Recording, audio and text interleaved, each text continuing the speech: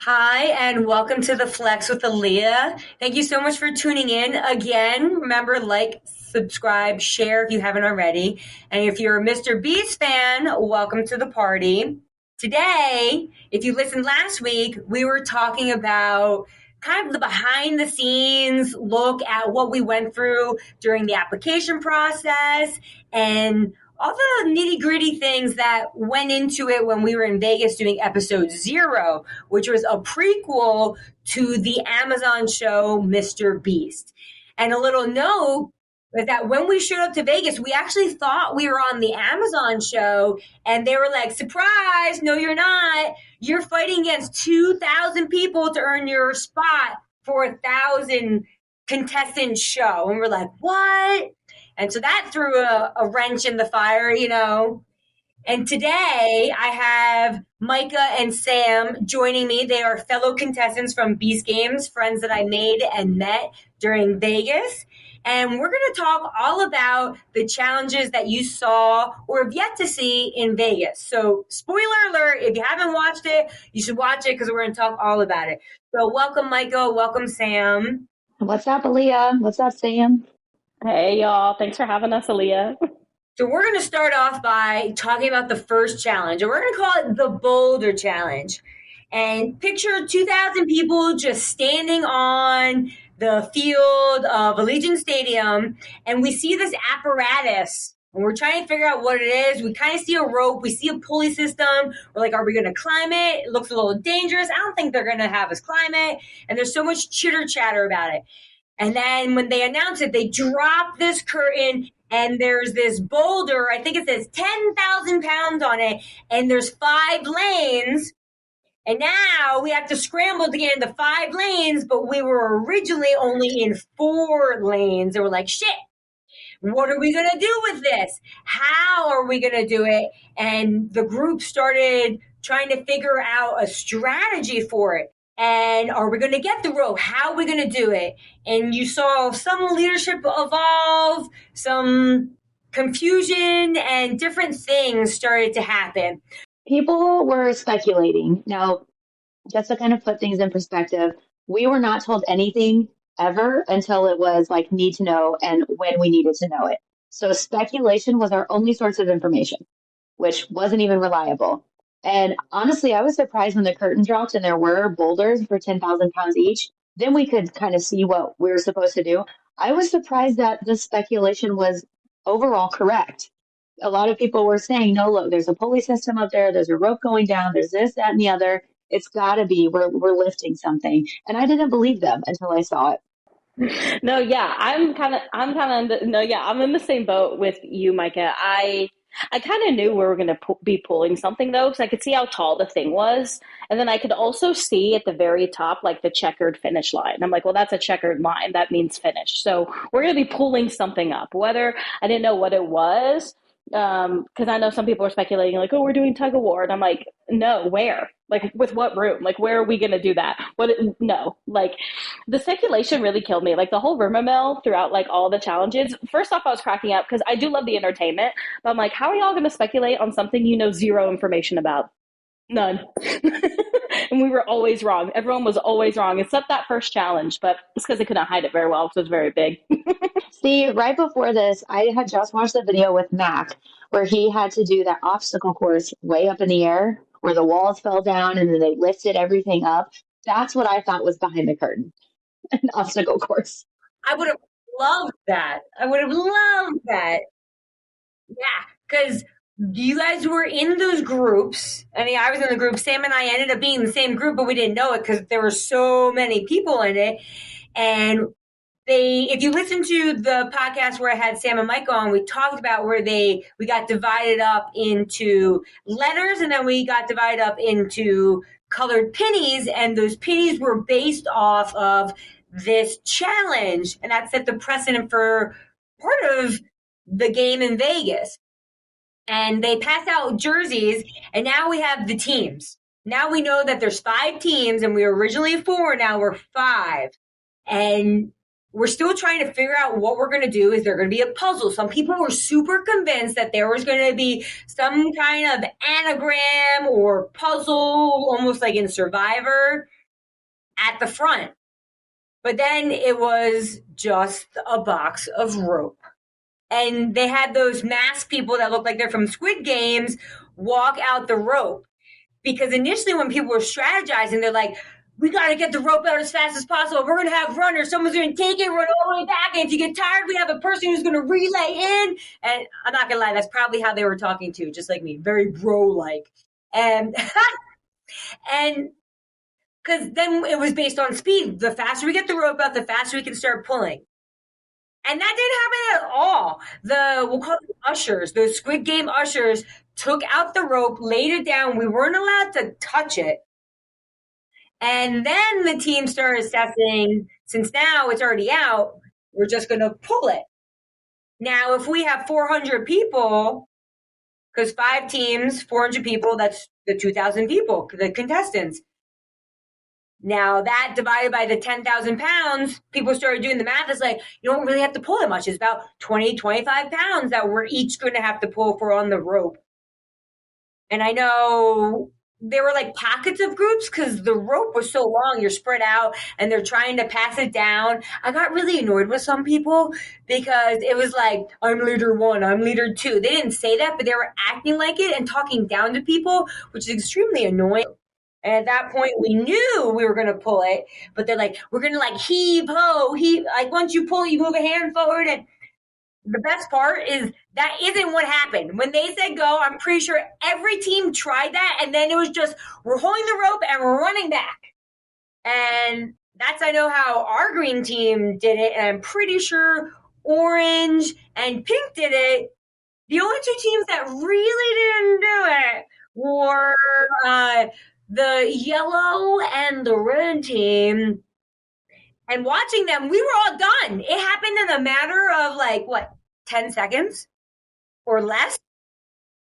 And we just looked over at the 2 other teams. The one ball wasn't moving at all, and the other one just stopped partway up. And we're like, I guess we're going to wait here. And we're just looking at them. And the red team ended up, it almost seemed like they gave up. They didn't even do anything. And so people just held the rope, ran back, and it actually was, I was looking at the mechanism before, I'm like, no, it's going to lock in place, because people thought the rope was going to get pulled forward. I'm like, no, it's a lock. Once we pull it, it stays where it is. Like the clamp goes down, it's not, the force isn't going to pull us forward if it comes off, which is some of the guys were saying that. And it went up pretty easy, and once it hit, they're like, make sure you keep pulling, because then something's going to go off. Because green team, we got up there first, but then I think we stopped pulling because the lights didn't go on. And then that is when orange, I think, they got the lights to go off. Even though green, we will say we still won. Green team won. You know, that's the true story. It tells you different lies. But I thought that one was really kind of fun, even though it was a little crazy and we had so many people. Yeah, it was crazy and it was so quick. And so once we started pulling, and it wasn't even heavy. I mean, I pulled at first. I felt like I contributed nothing. And we were moving so fast that within like 3 seconds, my brain is like, people are going to fall. So I let go to start running to the front. As soon as I let go, everyone behind me in front, like there was probably 30 people that fell one over the other. And I just missed it. So I was so glad that I let go to run. Because in my head, I'm like, I'm a fast runner. So I'll be one of the runners to jump on at the extra space in the front. But I never even made it to the front. We won we were done, but before I even got halfway there. Yeah, it was so quick. I remember like hearing people, even the production was like, we didn't expect it to be that quick. Like we all killed it. And I remember too, like before we even started, I was like, I think this is gonna be easier than we think it is. Like 10,000 pounds divided by 400 people is like 30 something pounds a person. Like pulling, like that's easy. Like we all got that. So like when we started moving, I was expecting to have to use my legs a lot more. So, you know, as women, our power is in our legs. So I was like, girls, use your legs, let the guys use their upper body strength. But then we just started like running. I was like, oh, we're running now. Okay. We're just running back with this rope. Did, did either of you watch the behind the scenes video where they talked about how at first it was a lot harder and then they adjusted the pulley system and the rope layout to make it easier? I wonder what would have been like if they would have kept it that hard. No, yeah, I did see it. I wish it was harder. I wish it was harder. When they did do it originally with the weight they had it, which I forget what it is at this point, it took them like 15 minutes to do it. Like it was a long time. And they were like that.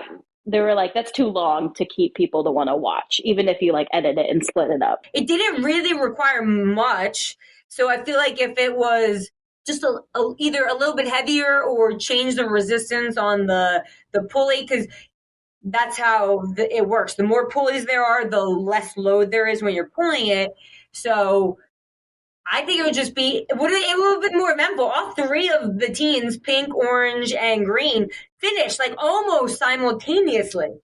So I think if there was, that same result could have still happened, but the dynamic could have been different. And I think that would, I mean, me as a player, I'm saying, not as a watcher, I would have liked that more of a challenge for me personally.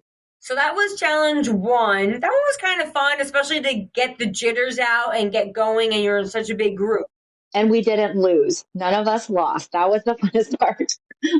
And I don't know about y'all, but after that first challenge, because I think the anticipation of like the past few days, just getting there and then us being tired and like not getting a lot of food, I had the biggest adrenaline rush of my life after that challenge. When I saw like our boulder go up and those lights go on, I was like, it was like the biggest sense of euphoria I have ever felt in my life. And I was like, I'm going to be chasing this high my entire life now.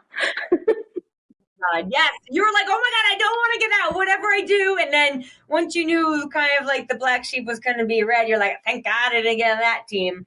But I think if I was on that team, I'd somehow be like, okay, let's get our heads out of our ass. We got to do this. We're going to get through it. And then it could have been a different story, you know, depends on the type of personality people you have on the team as well. My biggest feeling like that was on one of the shows on Amazon, which we can talk about whenever that airs. But I feel you, like that adrenaline, that crazy, like all of a sudden you love everybody on your team and everyone's hugging. Some people are crying if they're criers, like all of a sudden your team is family and boom, you're loyal to the end. Yeah, jumping up and down, you're excited, you're enthralled. And I think for me, that's why I slept so good the first night. Okay, yes, but you know, we went to bed at like 6 a.m. Wait, not the first night. Not the first night, because didn't we film that in the middle of the first night? Being so tired and having that rush, it was like, Yeah. And in case the listeners don't know, we filmed everything at night. So we had all this time during the day and then we filmed at night, which isn't originally what was supposed to happen. They changed that up like a few days before filming. It was supposed to be filming during the day, but then they wanted to control the lighting better. So they're like, let's just change it to night shoot. That's what I figured. I was like, oh, that makes sense because American Ninja Warrior films at night. It makes the lights and everything look better. So I just assumed that was the plan. So it wasn't. So now on to challenge 2, which was our suitcase challenge. Now, I remember when they said, bring out the suitcases, and everyone started to buzz.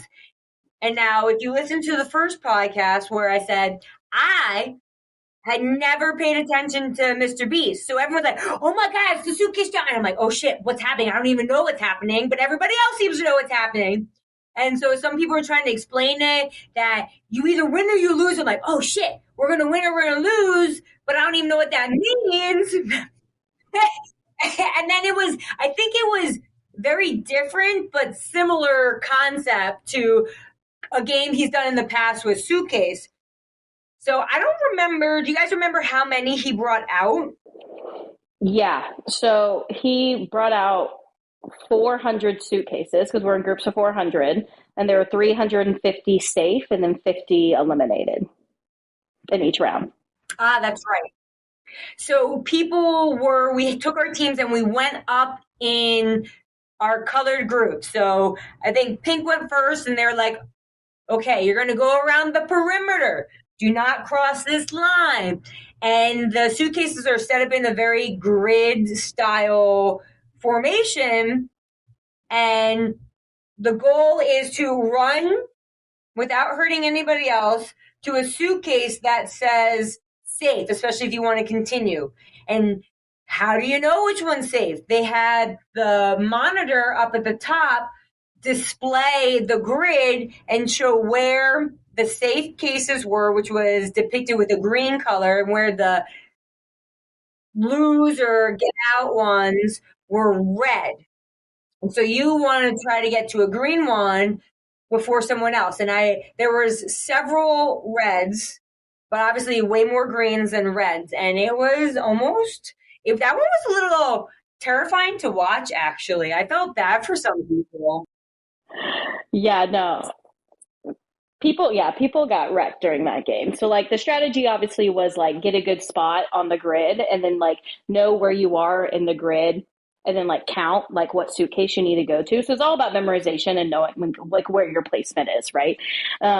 And then communicating with people next to you, being like, hey, I'm going to this suitcase. And some people did really well with that. Like I was lucky with the people I was around. Like we worked really well together as a team. But I saw some people get wrecked during that game, like pushed into tables, knocked down, punched, like hit like a linebacker. Like that game was wild. It was wild. I got super lucky. I ended up standing next to people who I didn't know. Shocker, right?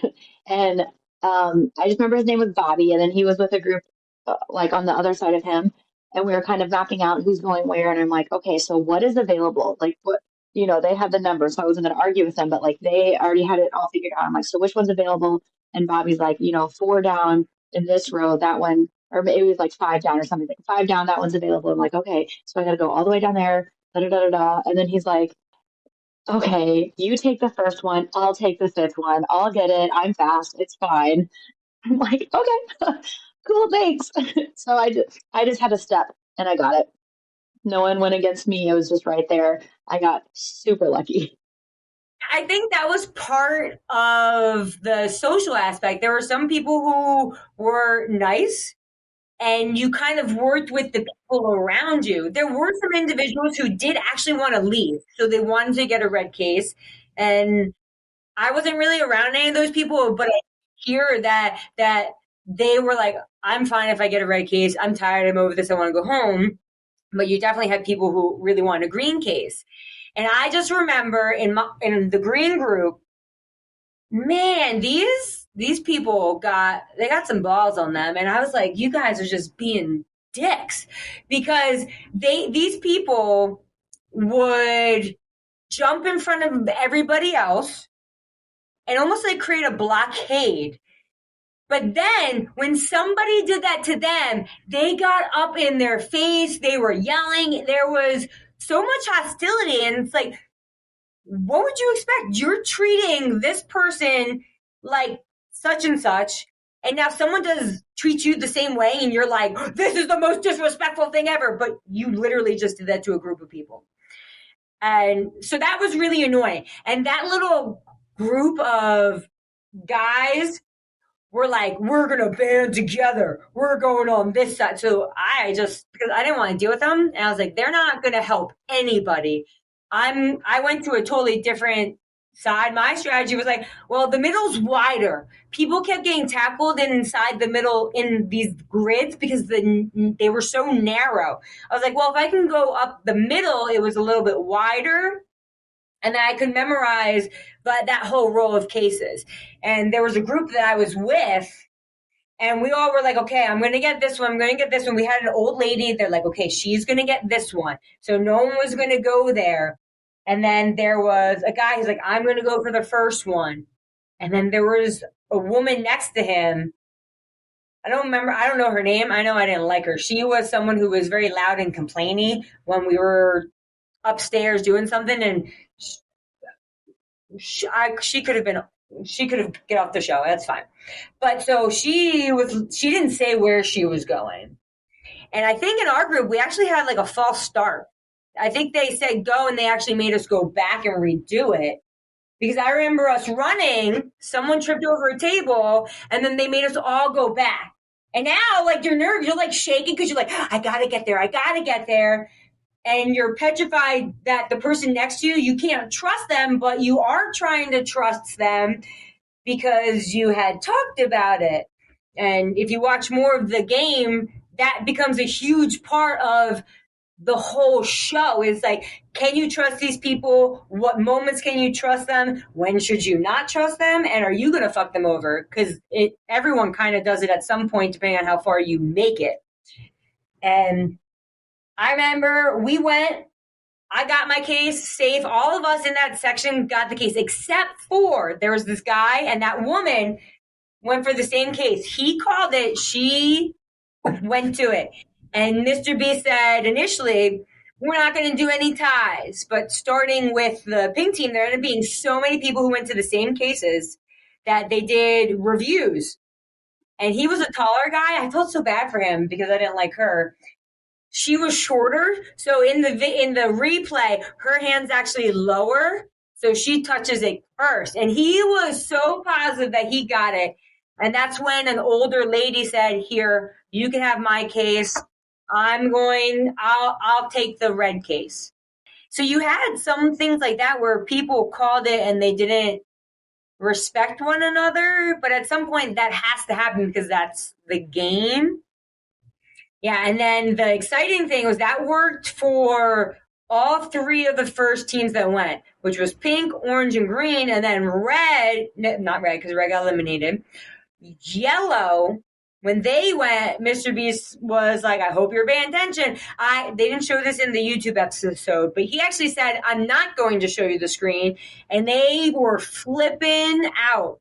And I went over there and I was telling a group of them, I was like, this is where I stood. These are all the ones that are green. And I was trying to tell them where they were. And then he changed it. He said, okay, we'll put up for a short amount of time.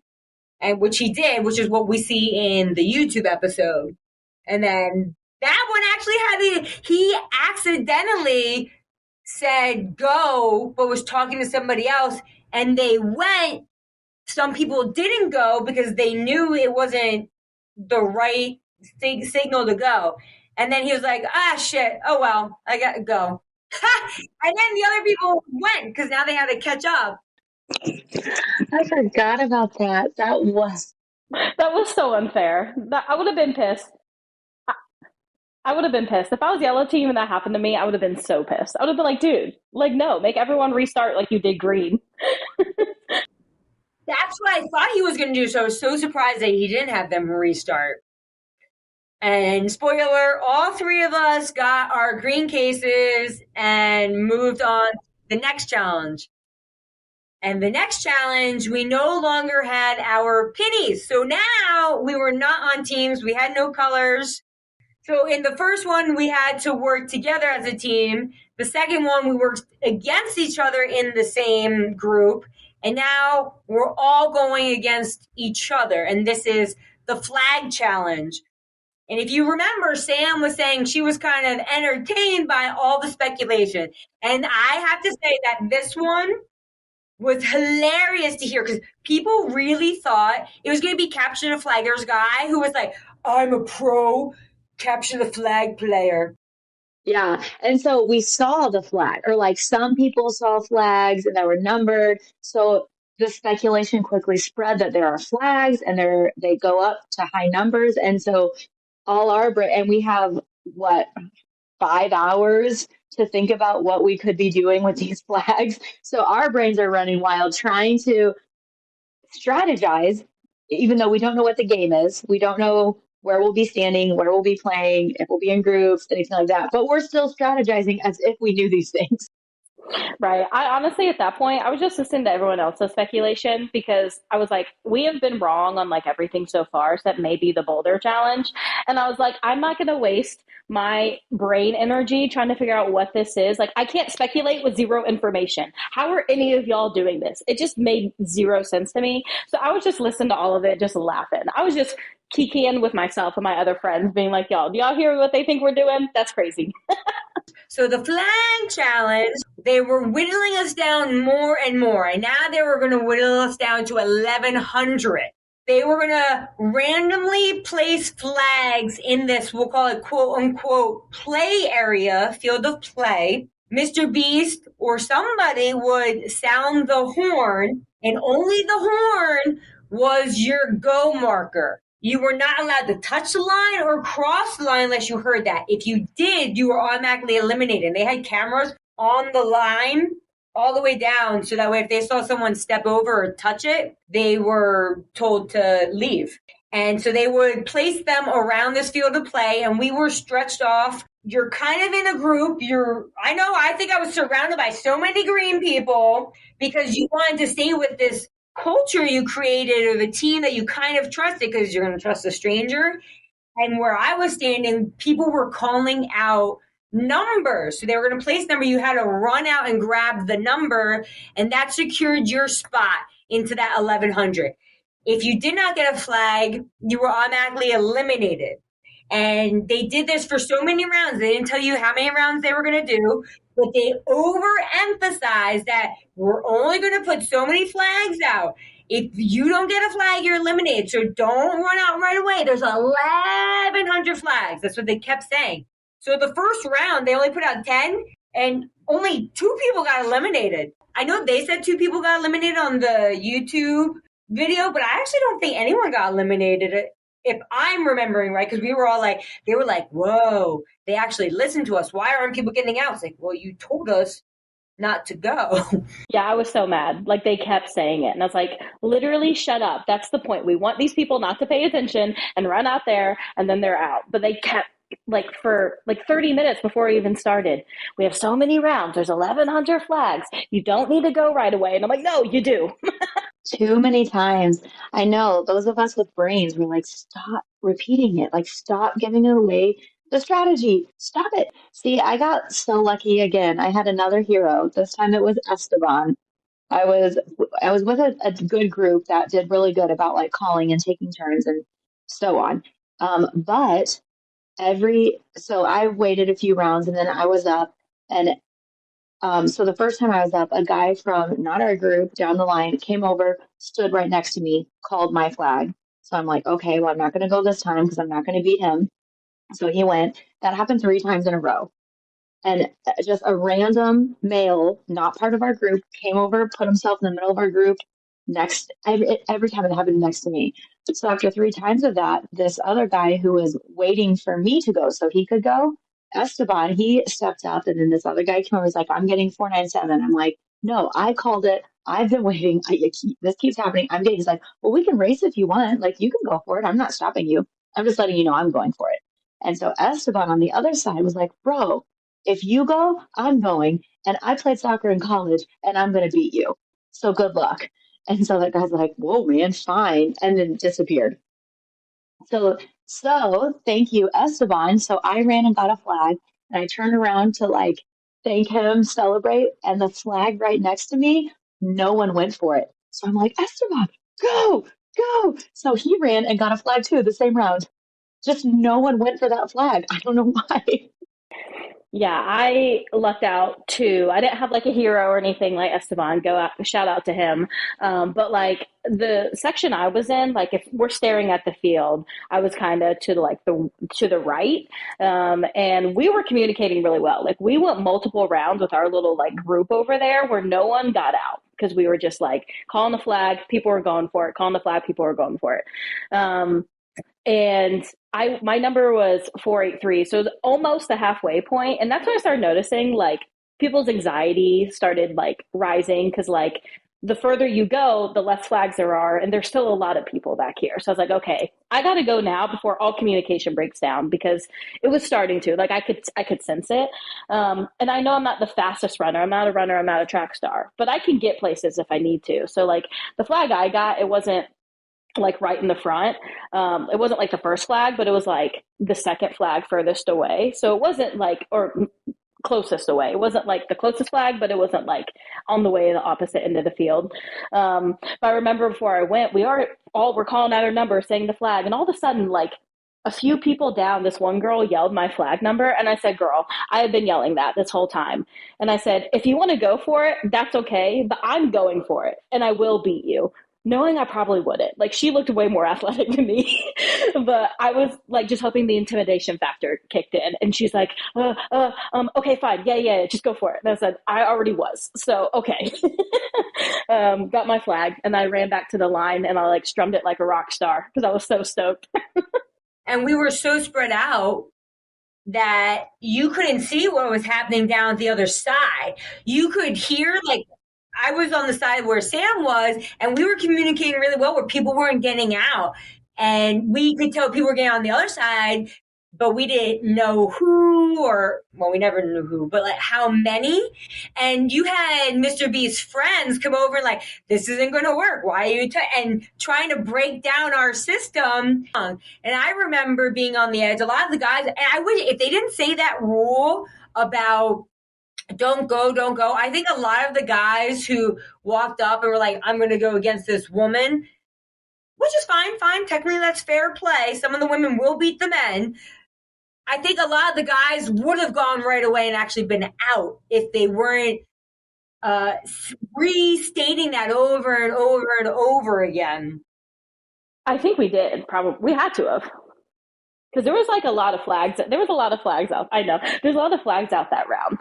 And that was another thing to mention, which you might be, Aaliyah, but like some rounds had like 10 flags, some like 50, some like 100, 65, 70. Like it was all sporadic. So you had to like keep track of what the number was, like the highest number, and then like how many people got out. Yeah, girl. Did we go in the same round? Because our numbers are so close. I bet we did. Aw. And you don't know. They weren't telling us each round. A couple times they told us how many people got out.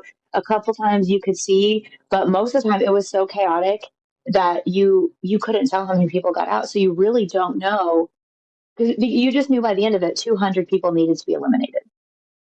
So what number flag are we on? How close to 1100? How many people got out? Like it was just a guess. Mm-hmm. Because men sure do love competitions against men. And I think more of them would have just been like, okay, let's race. Something else that. Yeah, that game gave me the most stress.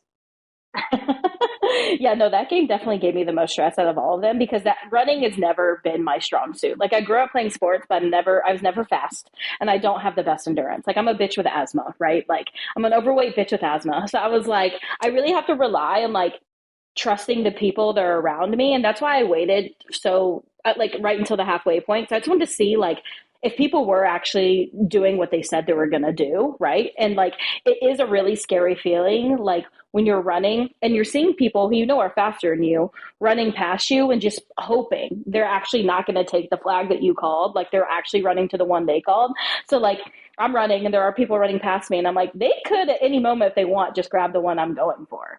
But I'm like, I have full faith. I have trust. We talked about it. We called it and it's going to be fine. And it was, but I was so anxious that whole game. Even afterwards watching it, I was anxious for everyone else watching on the sideline.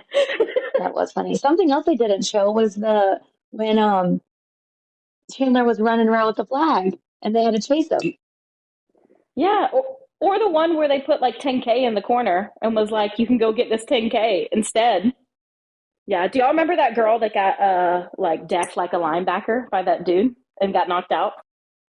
What? Oh my God, y'all. It was like one of the last, it was like, you do? Yeah. It was like one of the last rounds or something. She was running for the flag and she was almost there. And this guy just like came at her from like a side and like hit her like a linebacker grab the flag. She got knocked out like cold for a few seconds. They had to like run out on the field, like medics and everything. And like she was wobbling off. Oh my gosh. Once I captured my flag, I couldn't see the game anymore, hardly at all, because where we were sitting, and then I hung out with Esteban at that one, and we were trying. So we thought maybe if we stand on those stages back there, and that just put us eye level with all the flags that had already been captured, so it just completely blocked our view. So there was really no, and I didn't feel like squeezing my way up, so I just kind of, would duck through the cracks every once in a while, but I missed a lot. That was a fun one, stressful one, just because there was some skill involved that wasn't. And it was individual. It's so weird. Like it was, but it wasn't at the same time. I think that's what I'm reminding myself about all of these challenges. Like even if it was like groups or like even the briefcase where like it's individual or like the flags, like technically it's individual. But if you didn't work with the people around you, you were like way more fucked. Like it was still a group effort. Mm-hmm. Yeah, I agree. Yeah, it was more social. Yeah, I feel like this was just a big social game. You relied on the people, your social game. Like, I didn't use any athleticism whatsoever. And the pulling of the thing, running to the suitcases, running to the flag, it didn't matter. It was the social part that mattered. And I think, well, at least for me, I didn't get to like the super, super social part because this was so big of a group. You weren't really in that social dynamic where you did fuck somebody over unless like you happen to take their flag. But it wasn't like, let's develop a relationship to make sure. It was like, hey, there's 10 green suitcases and there's 5 of us. We're all going to get a suitcase. And it was just a matter of respecting each other as opposed to understanding their story, maybe feeling like my story is more important than their story. We weren't at that level on any of the ones that in Vegas, or at least in my opinion, or the ones that we did on the first, at least one episode of the Amazon Prime one, which then takes us to our last game. I'd say that one was a little social-ish, but not like that's the thing. So the last one, there's 11 of us. 11. There's 11 of us. Oh, if only there was 1,100 of us, and we had to divide into groups of 100, and we were put on platforms, and we had to all stay on this platform. If anybody left the platform, touched the ground, their shoe touched, the whole team, everybody on that platform was eliminated. And we knew, based on Mr. Beast, there were going to be bribes of some sort. So we're all standing on this platform. Micah and I happened to be on the same platform for this. And because we met up somewhere, it was like, oh, yay, we haven't seen each other all game. Now we can stay together. And trying to figure out how to get in a group. Because some people try to stay based on color, but we were 400. And then you kind of made new friends along the way, depending on where you were standing in the flag game. Who do you trust? Who do you not trust? I know for me, one of the things that Micah said was like, there was somebody I was talking to early on. I do not want to be with them. Wherever we go, I don't want to be with them. I was like, that's fine. So then we just walked around and there were people who were looking for people and we're like, and this is our group. Because it met our requirements, which were this person's not in it and they needed people. Check. Because how can you trust 100 people you don't know? You can, like, I trust Micah and I know her. But 99 other people or 98 other people, that's too many people to actually develop a relationship in the few minutes or moments that we had to rush into the line. Do you remember how difficult it was to get exactly 100 people in our group? We struggled. Sam, did you guys struggle with that? No, ours was like the first one to get done. Like we sat and we counted. Well, we had, again, like too many leaders. There was one girl who put us all in 10 rows of 10, but she refused to sit down. And so everyone else is like, hey, that row only has 9. We need one more person. So we pull in one more person. And I'm like, no, that's her spot. So then we'd have 101 because she wouldn't sit down. She just wanted to lap the group around and around and around and yell at everybody. but she forgot to like save a spot for herself to count it in. So then we'd add a person and then be 101. And then the one person wouldn't want to leave. And then someone would like make the last person leave. And then we'd pull another person. Like we just kept making that same mistake over and over. And then so at one point I told her, I'm like, why don't you just go stand in your row? So they stopped adding things. And she was like intense and she yelled at me for, because this is her group. She's the one who started it. Whatever. I'm like, that doesn't matter. Just stand in your row. So it got intense. And then whenever we were in a straight line, Aaliyah and that one guy was like counting us by like a little push on the shoulder every person he was counting. And I don't remember why he was counting us, but we're still not 100 at that point because we were no longer in 10 rows of 10 at that point. We were in one big row. I do remember the counting mix up, and at some point we did have 100, and two people just came into our group, but we didn't know until we actually had to go onto the platform, and they're like, hey, you have too many people. And two people we trusted left to go to a different group, and we're like, we don't want these two stupid people who came on them, and they were not the good people, which Micah knows. Nobody knows. I'm just emphasizing for her and making eye contact. But yeah, there were too many cooks in the kitchen, and sure, the woman wanted to lead, and everyone was doing their own little chant. But this other dude, he wasn't just like gently counting people. It's 100 people, and nobody's standing in a perfect line, so people are spread out because you also want some personal space. It's hot. You're talking to the person behind you, and it's like he wanted military style line, face forward, and he was like pushing people. And he pushed me a little. To get single file when there was no room to be single file or no reason to be single file. Yeah, then Aaliyah told him how she felt. People take this shit too seriously. But it took us forever to get 100 people, and then we never did. And then two people had to get off our platform because we had too many. I don't understand.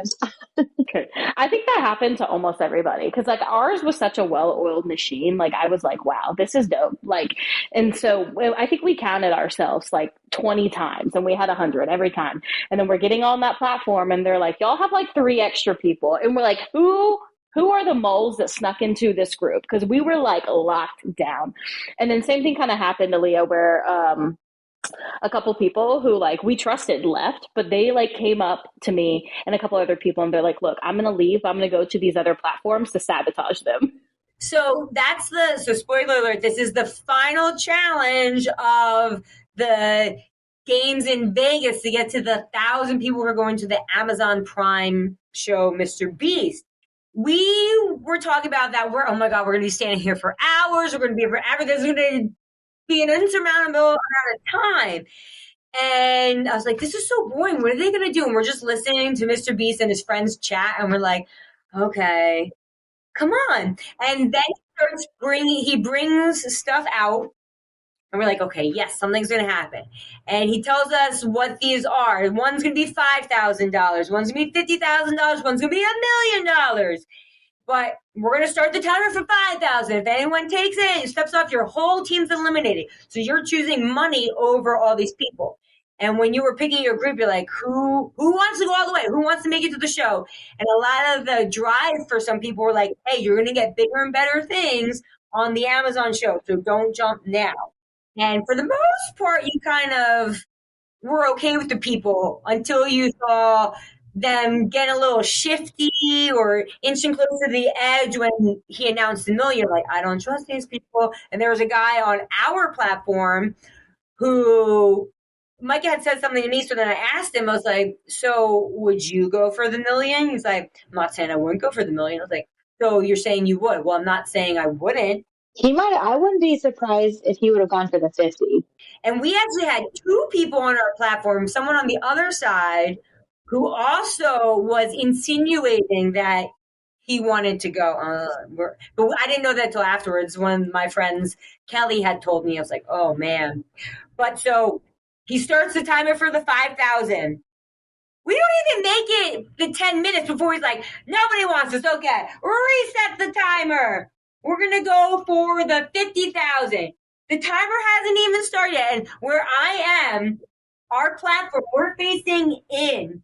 And I see this woman leap over her players And I was like, oh my God. And then everybody flips their shit because we're like, oh my God, we made it.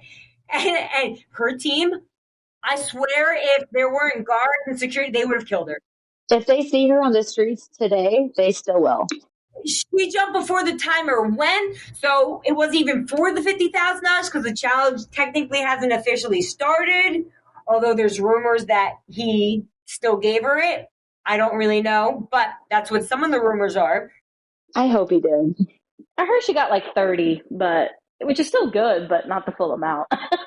So this girl, the jumper, she slept next to me the first night. But, well, all the nights, I guess. We were just kind of in the same area. Like I slept next to her head. And the first night, she said she would take a bride for 50K. She just wants a new car. Like that's her goal to get a new car or enough money for a new car, a nice new car. And that was her goal. So I'm like, Aaliyah, that's the one we cannot have on our team. And dope, look at me. I knew it's social. It's the social game. That's how I made it to Amazon. Yeah, no, that's such tea. Yeah, that girl. And I heard like she's had like a baby. Like people were giving her mad shit. And look, like I'd be frustrated too in the moment. But like at the end of the day, like we don't know like how much that money could be impactful in someone's life. So it's like, look, it's a game. You know what you signed up for. Like I remember on her platform, I don't know if y'all remember that like big like MMA tatted up dude with the braids who was like he was pissed. He was like yelling death threats at her and like I'm gonna come find you and your family and your baby, like awful things. And they literally had to escort him out. And I remember like Klitster, the main producer, went up to him and was like, this is a game show. You know what you signed up for. We have cops outside and we will escort you out if you don't go. Like he was like taking off his shirt, flexing, like trying to act all tough, like being a little, basically a little bitch boy. Was he the one who I'm thinking of with like the neck tats who wouldn't get off the platform at first? Yes, literally. Like the whole team was off and he's just glaring at her feet away, just feet away from her. I would have been crying if I were her, trembling, terrified. Yeah, no, I said they got to put her in witness protection or something after this because she got 99 people ready to literally like hurt her. And I can understand. I'd be fucking pissed. I mean, when we come back on, we talk about the next couple episodes. There's a lot of people who got fucked over with no chance, or some people who took money, didn't take money. And that affected people. And there's social aspect there. You're going to trust them, not trust them. And it is a game, but it's still horrible. It feels horrible to you personally because you have this idea of what you're going to achieve, even though you don't know if you're going to get there. Because later on, you could have been the person you could have been the person that got $2 million that would have jumped off. So that last challenge was boring, but not at the same time. Like just sitting there and waiting, but then once something happened, it was like, oh my God. It was the shortest challenge we did too, thank God. Like we thought it was going to be forever, but it really wasn't. Like they brought out the money and started the timers like pretty quickly. Like what, we were maybe on the actual platform for maybe an hour. They even built them with bathrooms, assuming I'm assuming they put the bathrooms on there because they thought we'd be on there for a lot longer. But I wonder, were they also just tired because we switched the schedule? It lasted longer. That's probably why they shortened it. Yeah, because the stadium they had to give back because like the Raiders had to go train. Oh, that's right. We talked about that. Yeah, I think there was a concert or something that weekend. Well, there was a lot of, remember, we all thought the speculation of everything and we always were wrong. But we also thought that because there were actually more platforms, we thought that maybe this challenge was supposed to be earlier. That's right, because we didn't use all the platforms. Yeah, I wonder how that played in. So some of us thought that the order of the games changed because there were enough for us initially to all be on there. And it's crazy. You look at the platforms, you're like, that can't hold 100 people. And it did. It sure did. It sure did. I will tell y'all though, a little side tea. I lied to this dude on my platform because he was like gonna go for the million because I was like standing up, and he was like near the back sitting down, and people were talking to him, and they're like, Sam, he's gonna go for the million. I said, no, he's not.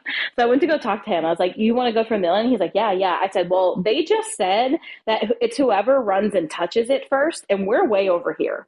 So I don't know how confident you feel, but a bunch of those people up front, they're going to get it first. And he's like, oh, yeah, I didn't hear that. I won't go then. I won't go. And that's like, correct. Had a girl. See, it's social. It's the social game. It's not the athleticism. It's true. I just lied to him about it. I think some of the challenges later on have an element of skill to them, but there is a huge social aspect to it, which is crazy. And it's, what are you willing to sacrifice for yourself? Because at some point you have to make the decision for you, because it is a single game.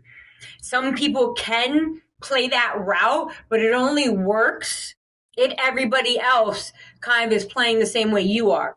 If other people are out for themselves, there's no way you playing a wholesome game is going to take you to the end. I know we like breezed through a lot of stuff, but it was 4 days of just like, it was a lot of shit. Like I felt like I went through the trenches in goddamn Vegas. You probably did. You did. You went through the trenches. Because there's so much that happened, even though it's condensed into 24 minutes on that YouTube episode, a lot happened, personally, what you saw, what you experienced. And that's what's so cool about sharing it is I feel like I'm reliving it. I'm like, oh my God, it was so fun. That was so stressful. And I can feel it again. And that's exactly what this episode was about, or trying to get you to understand what we went through and what the challenges were like. So thank you so much for tuning in. And Sam and Micah, thank you so much for joining the Flex with Aaliyah. I appreciate it.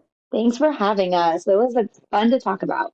Yeah, thanks so much. Honestly, it was great talking about it again, and I'm glad I met you too. And I know we're going to be friends for like life throughout this shit. So we trauma bonded, and now we're in it together forever. That's right. Trauma bonded for life.